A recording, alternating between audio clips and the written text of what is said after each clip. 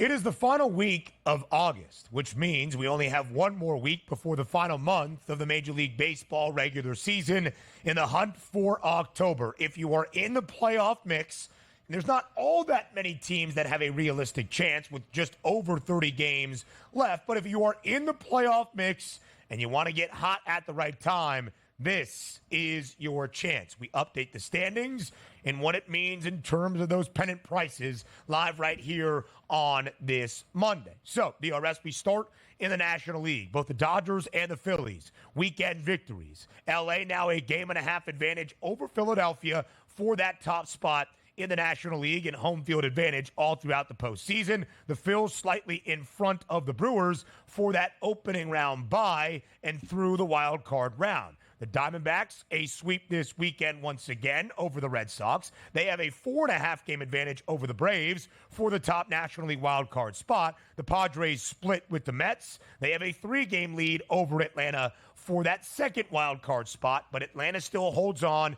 to a 2.5 game advantage over the New York Mets for that third and crucial final wild card spot in the National League. One of the things that stands out to me, the D-backs and the Padres now at 9-1, only $1 behind Atlanta in those pennant prices. All three of those teams in wild card positions still in front of Milwaukee, who has a double-digit lead for the National League Central.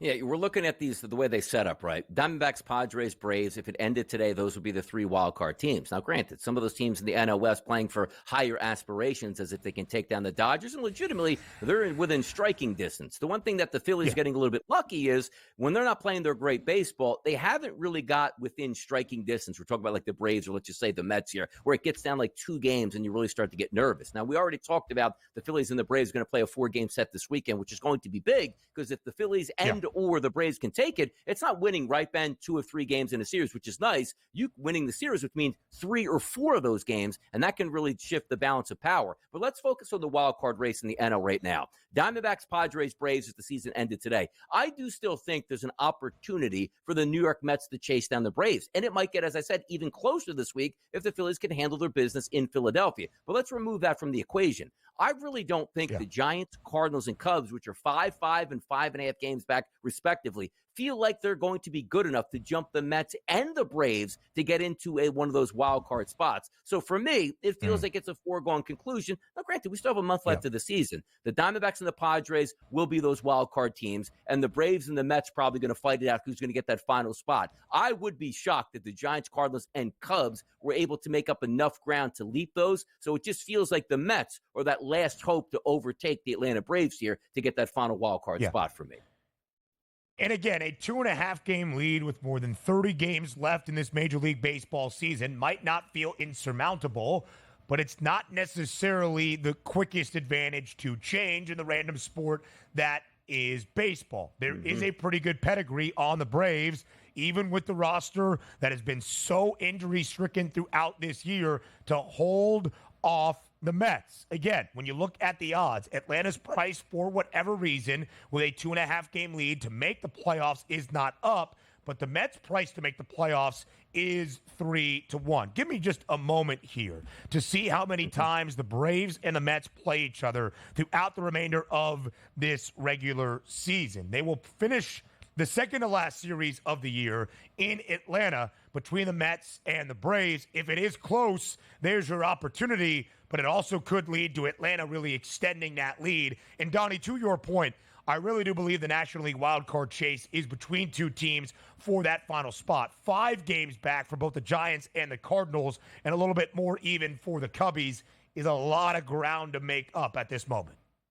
Yeah, and also let's keep in mind when the schedules change, initially with, let's just say, interleague play, obviously more games are going to be played outside of your own division. But even in the past couple of years, they wanted to make it more of a uniform schedule. So typically it's good that you bring up, Ben, like, when were they going to play? Because 9 times out of 10 in the past, it used to be like, okay, they're going to play a 3-game set in Atlanta the first week of September, and 2 weeks later, a 3-game set in New York. So you would have ample opportunities to sort of close that ground in a head-to-head environment, which now you don't get as much of in Major League Baseball because of the uniform scheduling that they wanted to have. So you're sort of robbed a little bit of that. But then again, it's up to the Major League Baseball teams. They're all in the same boat. You all have the same schedule to play with throughout the season. So you can't be upset that we wanted more games against the Mets and the Braves because that would decide it. Like, no, you should have handled your business earlier in the year. But we are a little bit robbed of those confrontations that typically you would have in September to try to clinch those divisions or playoff spots. Only 13 divisional games against your opponent. So you play each opponent 13 times. Used to be closer to 19 around MLB. And so far, between Atlanta and New York in the head-to-head this year, 10 games played. The Braves have won 5. The Mets have won 5 as well. New York's schedule down the stretch, not easy. Their final 5 series, 7 games against the Phillies. They have a series against the Nationals. They end the year against Milwaukee. By that point, because the Brew Crew has a 10-game lead right now for the top spot in the National League Central, Milwaukee's probably going to have to do very little. That could actually be a blessing in disguise, at least on paper right now, for the New York Mets. Let's talk about the Brewers, DRS. Plus 950. They're a game behind Philadelphia for that second spot, which would be the final bye through the wild card round. If Milwaukee, for whatever reason, were to catch Philadelphia or LA down the stretch, do you think it would even move the Brewers' number to win the National League pennant? I still think it would, because then again, when you're going to line up against that team you just crossed over, it means you would get home field advantage in your ballpark at that point. So it will make a difference. But I just feel like the odds are out because the playoffs are judged much, much differently than the regular season. And you hear me say a lot, I think Milwaukee plays playoff baseball on a night-to-night basis. It's not the, hey, let's outslug you 10-7, let's beat you 3-1, 3-2 at that point. But I just figure people are, posting up with the Dodgers, who have a decent starting pitching staff that they didn't have for most of the summer by the time you get around to playoff baseball. And the Phillies are going to open up playoff baseball with Zach Wheeler, followed by Aaron Nola, and now looks like Ranger Suarez came back off the IL with a quality performance against Kansas City. That's the way you match up the playoffs, and that's why you have the favorites. For sure. It's about the matchups, not necessarily the totality of the season and how it played out.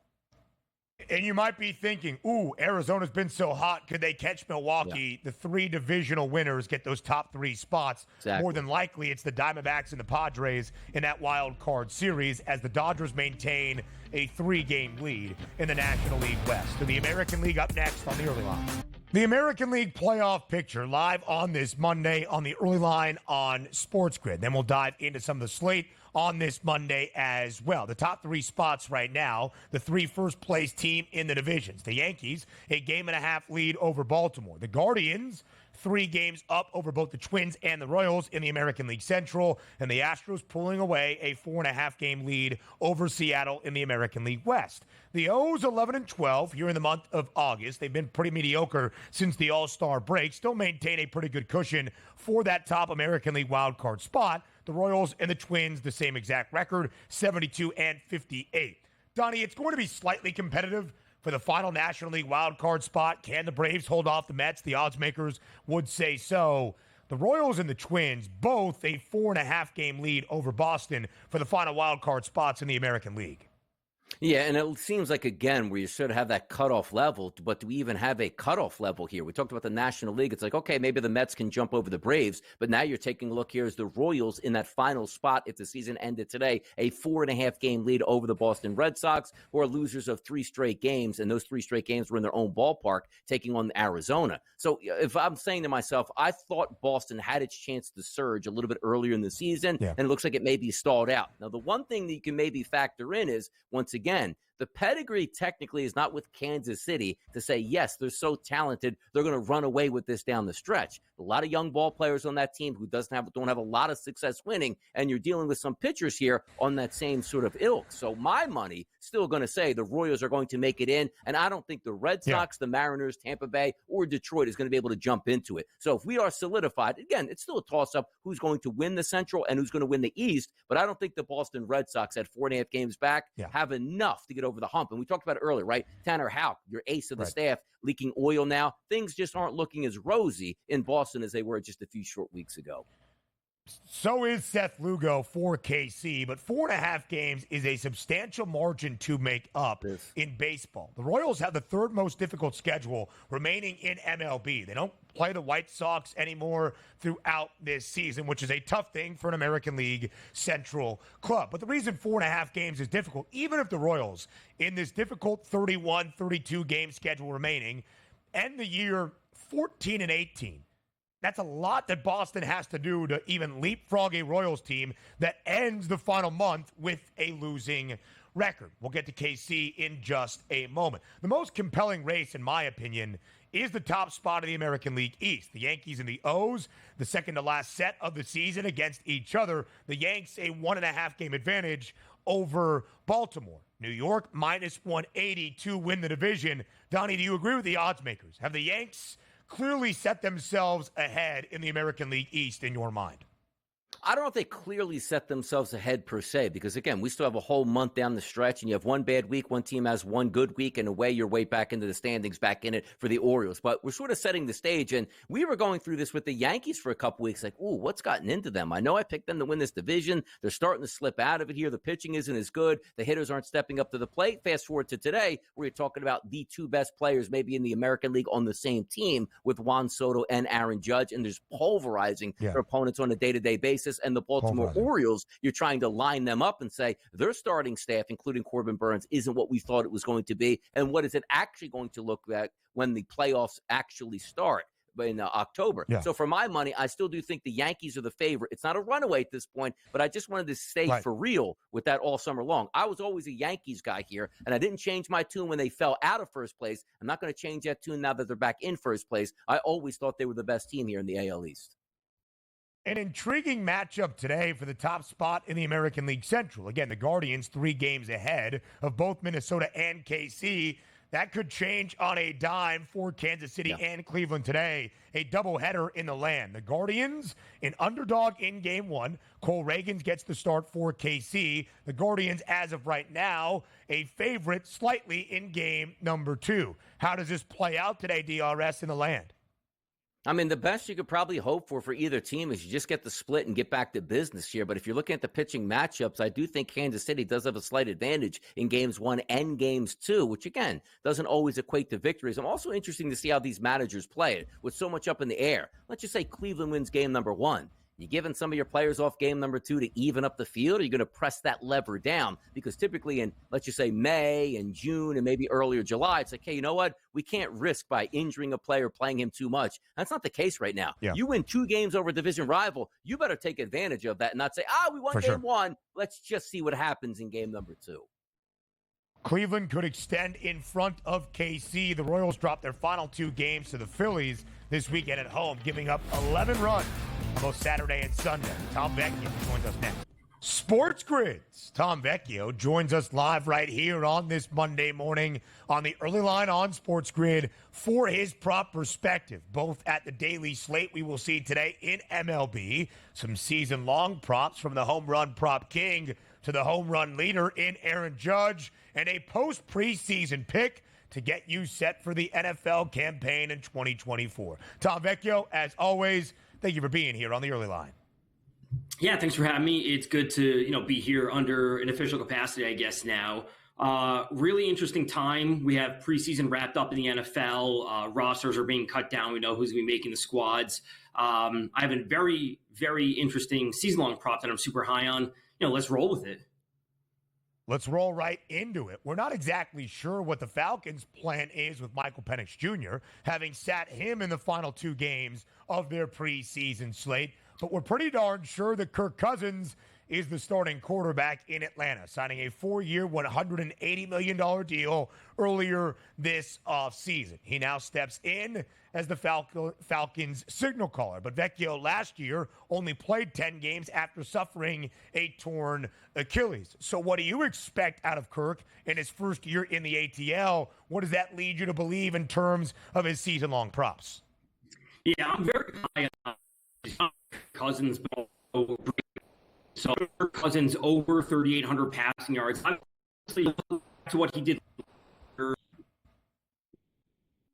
Couple technical difficulties with our guy Vecchio. Now, listen, I just got to say, and this is not on Tom, there's some weather here in the Northeast. You never know what Wi-Fi signals are going to do. I don't think Vecchio's ever had a Wi-Fi issue until he started now working at SportsGrid. Is that a SportsGrid curse in terms of the technology? Vecchio, we're glad to have you back here. Considering I'm hardwired in and not Wi-Fi, this is rather surprising. But we roll on with Kirk Cousins, over 3,800 passing yards. I'm big on the Falcons this year, not only him and Drake London, but this is going to be a new look for the Falcons offense. Obviously, Raheem Morris now the head coach. More importantly, Zach Robinson, who's the new OC, who's with the Rams since 2019, with their passing game coordinator.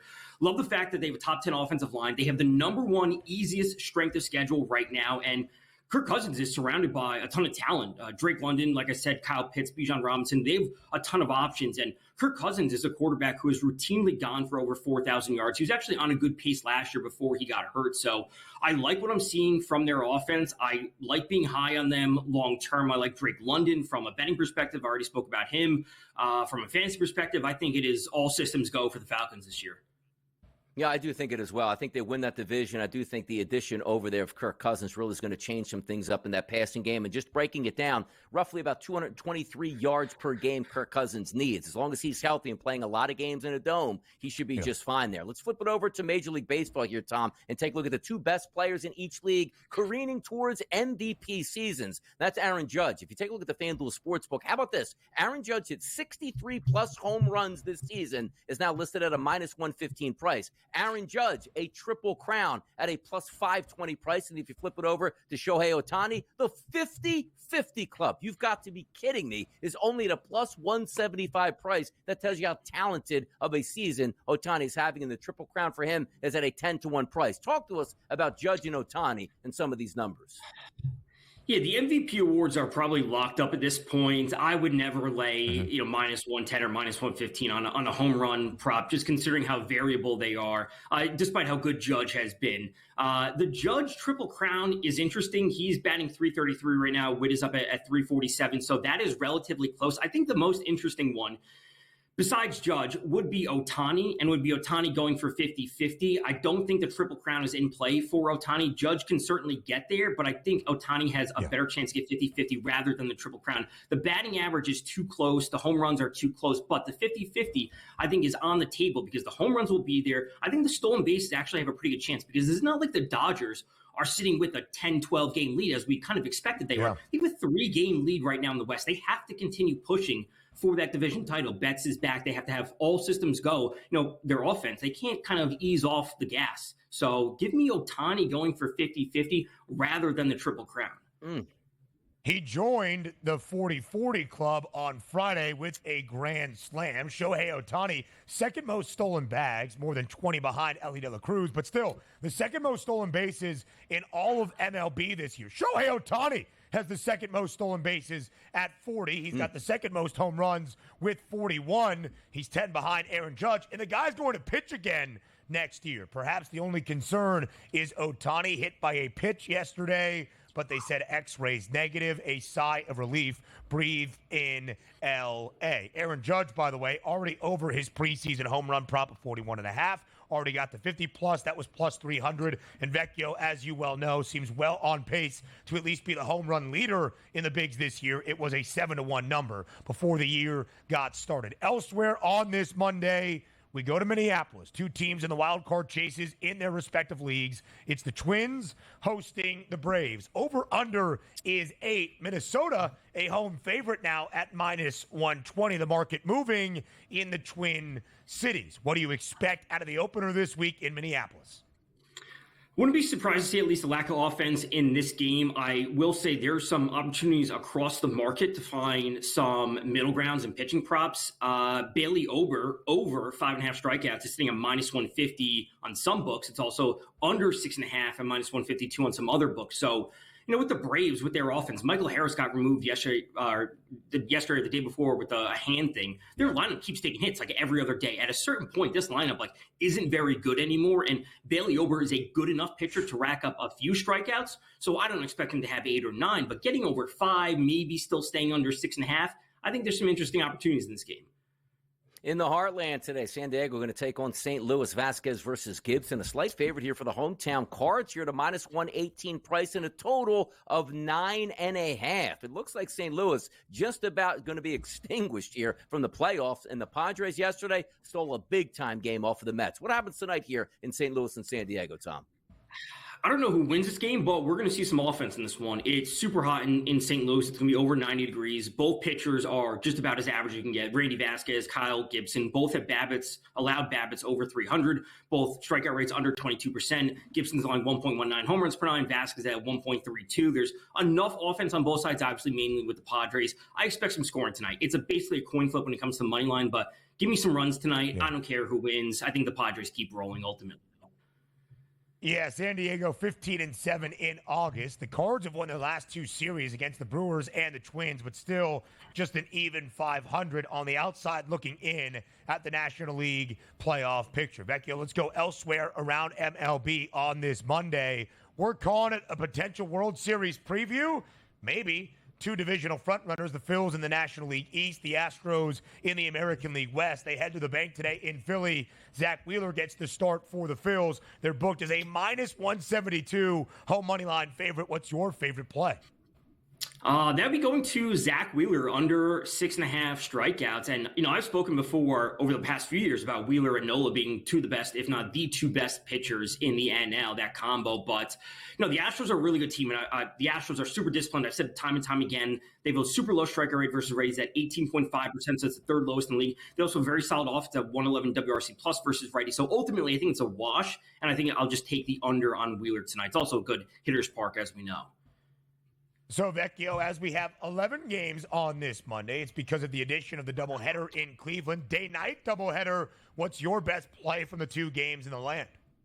Yeah, that's going to be Logan Allen for the Guardians, under 4.5 strikeouts. He's got a low 19.2% strikeout rate. Royals also super disciplined versus lefties at also a 19% strike rate. It's the fifth lowest in the league. Looking back over at Allen's game log, we see this one game against the Giants with 9 strikeouts, but he's routinely just going for 3 or 4, maybe 5 on a given day. So, again, siding with the under for a low strikeout pitcher. Allen gets the start in game number 2 for the Guardians. They're a slight home favorite in that second game, a slight home underdog in game 1. Day baseball in Cleveland between the Royals and the Guardians. Tom Vecchio, we appreciate the time as always. More MLB breakdowns next. More MLB plays on this Monday. DRS, we go to your neck of the woods in Philadelphia first. Zach Wheeler and the Phils, a minus 172 favorite against the Astros, who sent out Ronel Blanco. As we look at the total today in Philadelphia, 8 is the number. The under has the juice. The Astros split their 4-game set, winning the finale yesterday in Baltimore against the O's this weekend. The Phils taking the final 2 games in KC. The offense picking up once again. They scored at least 11 runs, or scored exactly 11 runs, in the last 2 games. What are your thoughts for game 1 today in Philadelphia between the Phillies and the Astros?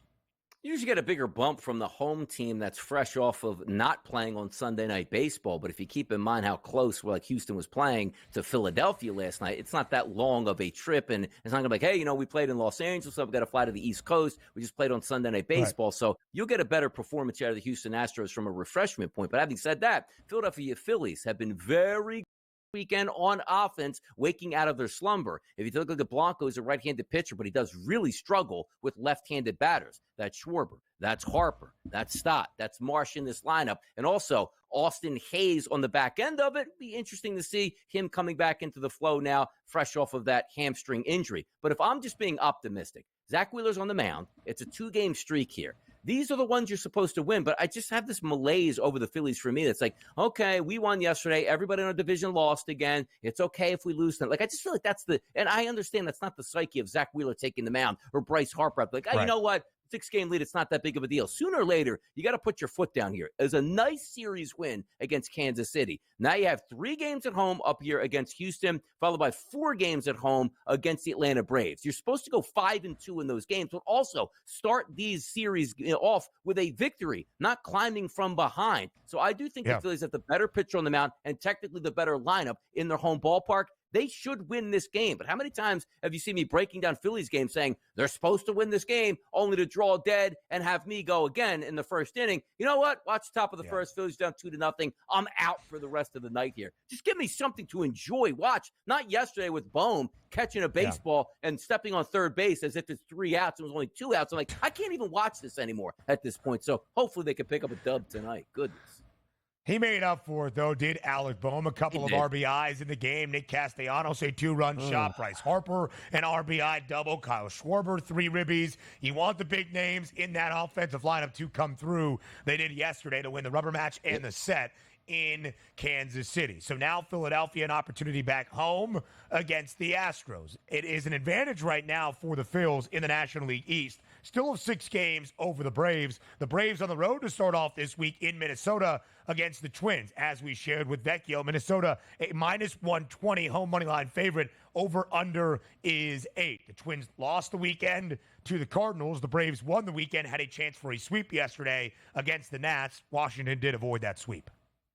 Yeah, that heat wave out in the Midwest yesterday. You saw that Phillies game, 90-plus degree temperatures there, sweating up a storm. The reason I bring that up is tonight in Minnesota, typically not that environment. Like, oh, it's going to be hot. No, 88 degrees at first pitch at night tonight in Minnesota going up against Atlanta. Slight wind blowing in from right field at 5 miles per hour. If we are looking at Bailey Ober, he's had a very good season, particularly over the past 30 days. 126 batters, Ben, he's faced. How about an 0.87 ISO with a weighted on base percentage of 199? How about a K rate at 28% combined with a highlight of 32% of the left-handed batters that go against them have struck out in the last month? And let's flip it over to the other side. Max Fried hasn't been great over the past month, but he does have decent ISO power numbers against, which is 0.64 through 92 batters that he's faced over the past month. But if you are taking a look at that Twins lineup, which I do like, they haven't hit left-handed pitching all that great here. Last 30 days in that lineup, outside of Royce Lewis, Santana, and Farmer, a lot of guys below 500 per se there at that weighted on base percentage and a lot of strikeouts here. So instead of saying, I actually think, and I do, that the Twins will win this game, you know what I like better in this game? I don't think we get the 9 runs here. I'll take the under 8. It is a little intriguing to see Max Fried get a start for Atlanta, even on the road, and the Braves being underdog, but that is the case as of right now. Again, Atlanta 2.5 games up for that third and final wild card spot in the National League. Late night out in the Pacific Northwest, the Mariners, a series victory this weekend. Good for Seattle over San Francisco. The Rays go all the way up the West Coast to the Northwest after losing their weekend set to L.A., that being the Dodgers, yesterday. The Mariners a home favorite today, 4.5 games back of Houston in the American League West. If there is ever going to be a charge for the Mariners, it starts right here, right now. Will Seattle answer the call? Yeah, here's what's going to answer the call. Is anybody going to be able to get to 4 runs in this baseball game? That's the question mark. You see that total, which is ultra low at 7, and rightfully so. If you're taking a look at 2 Major League Baseball teams right now and said, boy, which teams would you not want to have at the plate in a key situation? It's probably the Tampa Bay, and it's probably Seattle. So for myself, again, true pitcher's ballpark, late night game. It needs to be a playoff atmosphere for both of these teams because there is no tomorrow if you continuously lose. So I look for myself saying, I don't know who's going to win this game because I do think it's a toss-up, but I'm not taking this game to go over 8 runs to lose. I think it stays at 7 or less here. So another under on the card for me. Yeah, 7 is that total. Might we see some offense where it's hot under the arch in St. Louis? Total is 9 between the Padres and the Guardians. St. Louis, a slight home favorite. What's the play? Yeah, the play for me, obviously, just looking towards against St. Louis and towards San Diego. Gibson's on the mound. Last 30 days, terrible. A 209 ISO against with a weighted on base percentage of 372, but that's an equal opportunity, Ben. Lefties and righties getting the best of him. Outside of Jake Cronenworth, 139 ISO and a 304 weighted on base percentage, every single player on that roster for San Diego, their weighted on base percentage is above average against right-handed pitching over the past 30 days. It is hot. I think the runs will be provided by the San Diego Padres. The Pittsburgh Pirates get ready to host the Cubs. If Chicago's going to make a run, it also starts now to stay in National League wildcard contention. The Buccos winning a 4-game set, taking 3 of 4 against the Reds this weekend. What happens today inside PNC? Yeah, how about yesterday, Chicago with Aller on the mound, or facing Aller, were able to muster 2 runs yesterday. I actually took that over at 9.5, and if you would have told me that the Marlins would play 7 runs and I would take a loss, I mean, come on, Chicago. So getting back to it today, Jamison Tyone, a decent pitcher, but struggling over the past 30 days, particularly against left-handed batters to the tune of a 406 ISO power number. Mitch Keller also struggled with lefties. I do think that Cubs lineup does have a bounce back today with a lot of lefties in the lineup. Maybe a team total over for the Cubs. Who would have thought that? DRS, enjoy the money line. More TEL next.